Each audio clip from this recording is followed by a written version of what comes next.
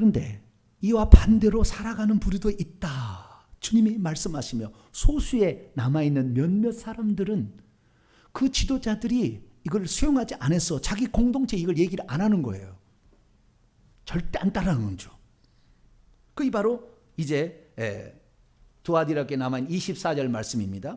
두아디라 교회에 남아있는 몇몇 소수의 무리들이 있는데 이들은 이 가르침을 원문에 받지가 아니라 가지지예요. have예요. 가지지, 지금 이 가르침을 그 공동체는 가지지, 그 가르침을 전혀 몰라. 가지지 않았어. 왜? 주의 종이 그걸 증거를 안 하거든. 절대 얘기 안 하거든. 그거 얘기하면 큰일 나니까. 그러면 아이고 그런 길이 있었습니까? 그리고 좋아할 거니까 성도들은 편한 길 좋아하잖아요. 절대 그런 가르침을 가지지도 않았고 현재 뿐만 아니라 그 사단의 깊은 것까지도 체험하지 않는, 그러니까 직접 그 일을 경험하지 않고 있었다. 그 공동체 무리는 아직 그 경배하는 그 자리에 안 갔다는 거예요. 그걸 안 했다는 것입니다.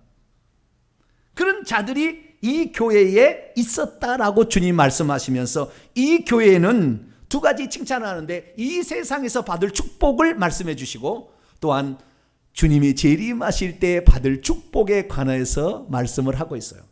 이 세상에서 받을 축복은 뭐냐면은 다른 짐으로, 여기에 다른이라는 건 알로스예요. 헤테로스가 아니라 헤테로스는 디퍼런트, 종류가 다른 것이고 알로스는 어너더예요. 같은 종류의 다른 거예요. 성령은 예수님의 같은 종류의 다른 보혜사죠. 마찬가지로 여기에 알로스니까 같은 종류의 다른 짐.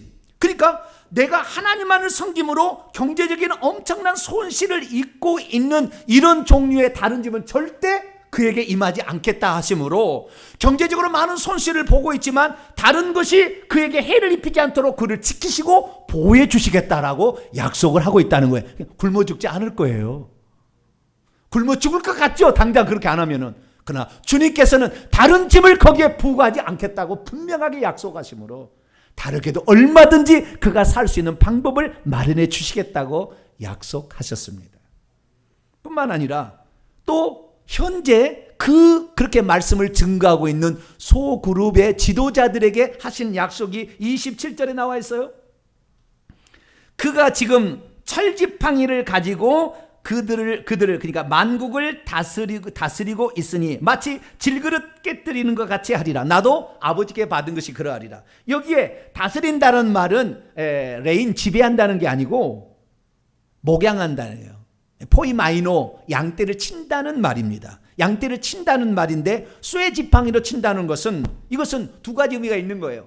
그 양떼를 보호해서 어떤 자도 건드리지 못하게 하겠다는 것이고 뿐만 아니라 이 양들을 해치고 오는 귀신들을 깨뜨려서 머리를 박살내버리겠다. 이런 지팡이를 그에게 주어서 그 작은 교회 지도자들이 그 양떼가 결국에 생명의 길을 가서 천국에 갈 수 있도록 끝까지 지켜주겠다.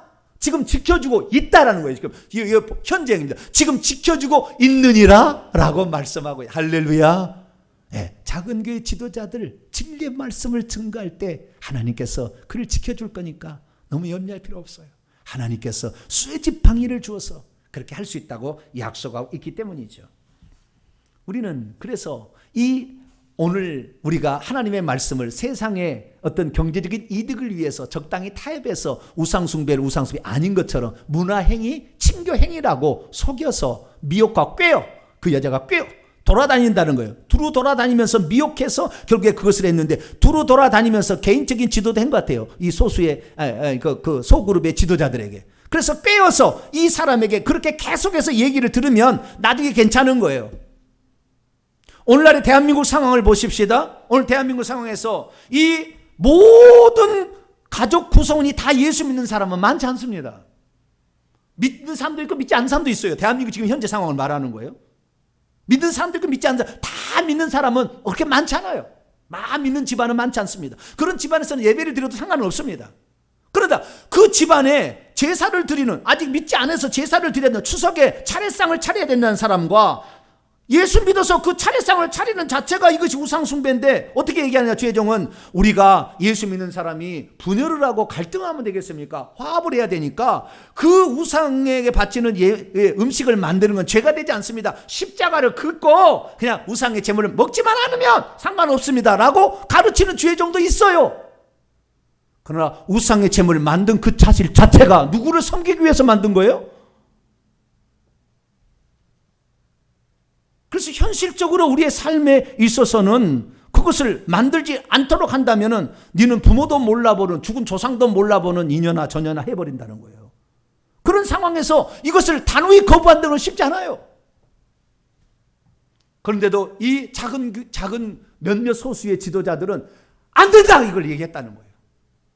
그러면 그게 가겠어요? 옆에 교회는 그거 해도 괜찮다, 십자가 그거 하면 돼.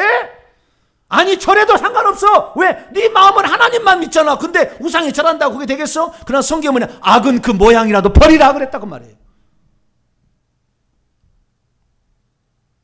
귀신은 그 사람이 절하는 것을 보고 그 속에 들어가죠. 그 자식에게 저주를 주는 것입니다.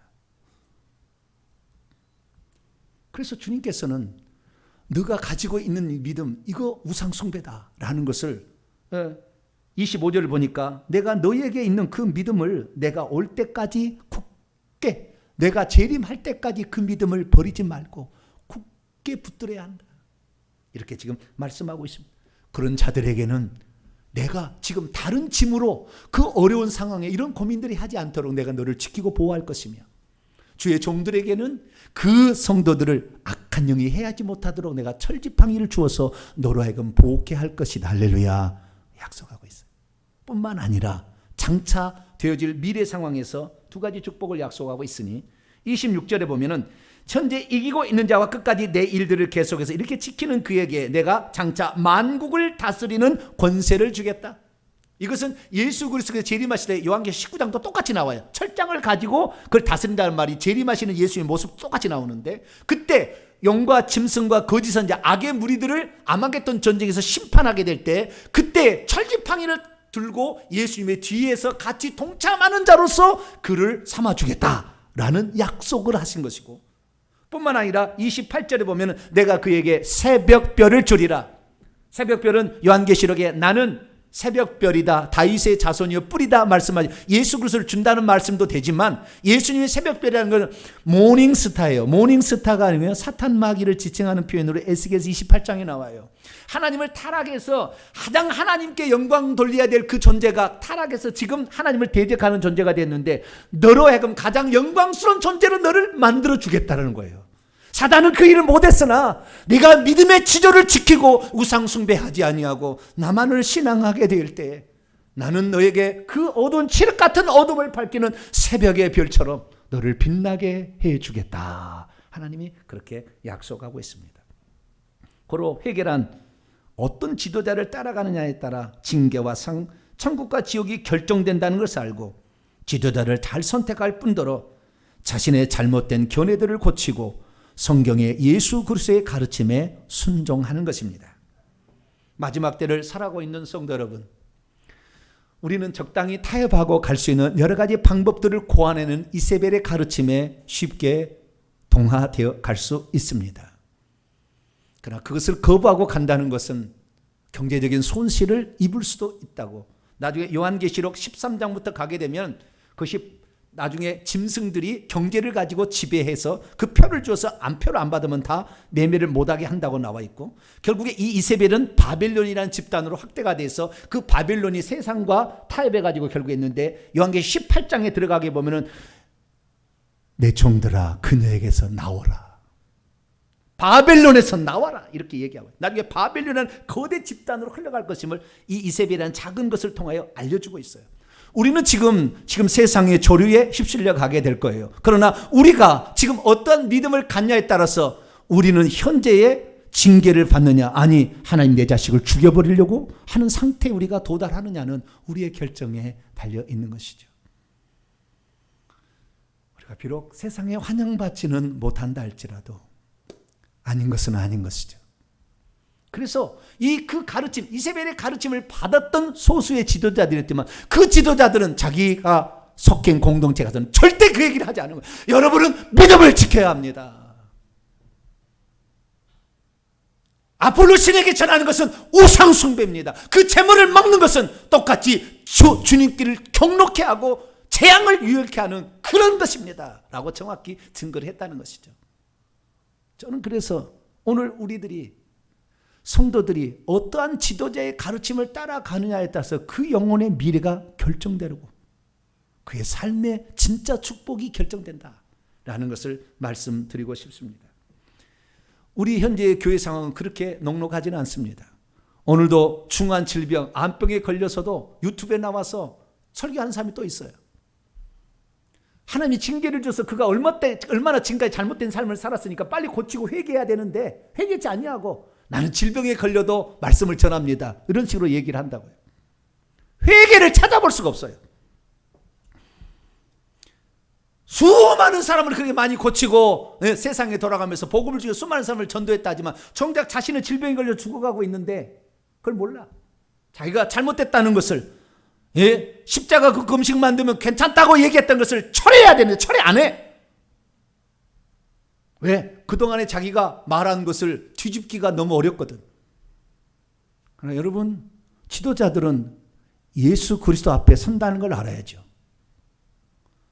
자기 백성은 좋아할지 모르지만 하나님께서 봤을 때 내 백성을 죽이는 자로서 하나님 엄하게 심판하는, 그래도 하나님 일을 했기 때문에 하나님이 참아서 그를 죽이지 아니고 회개할 기회를 주는데도 질병의 침상에 던져줘도 회개하지 않는 주의 종들이 많은 것이죠.